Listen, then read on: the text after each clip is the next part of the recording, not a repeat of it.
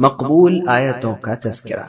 عبداللہ بن عباس رضی اللہ عنہما بیان کرتے ہیں، ایک دفعہ جبرائیل علیہ السلام نبی صلی اللہ علیہ وسلم کے پاس بیٹھے تھے کہ انہوں نے اوپر سے چرچراہٹ کی آواز سنی تو انہوں نے سر اٹھایا اور کہا، آج آسمان سے یہ دروازہ کھولا گیا، یہ دروازہ آج ہی کھولا گیا ہے۔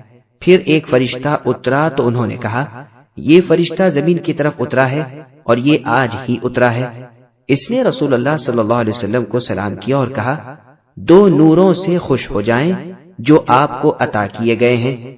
یہ دو نور رسول اللہ سے پہلے کسی نبی کو عطا نہیں ہوئے۔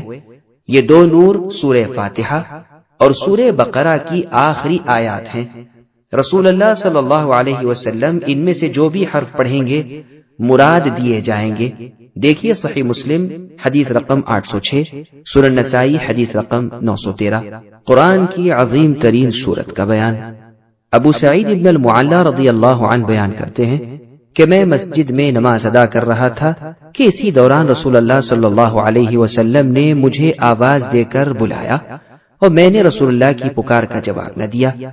پھر میں نے عرض کی، اللہ کے رسول صلی اللہ علیہ وسلم، میں نماز پڑھ رہا تھا۔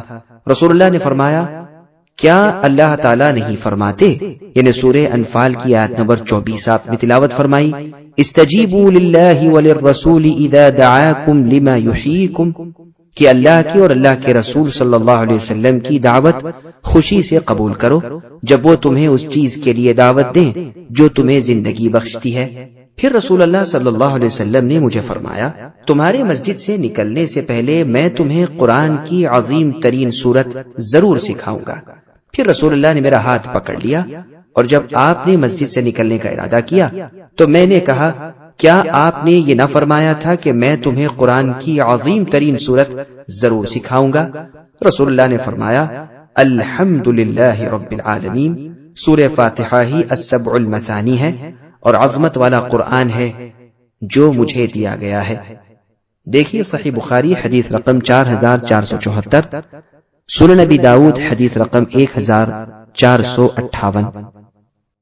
سبسکرائب کیجئے ہمارے چینل اور دبائیے بیل کا آئیکن تاکہ آپ کو ریگولر نوٹیفیکیشن اپڈیٹس مل سکے۔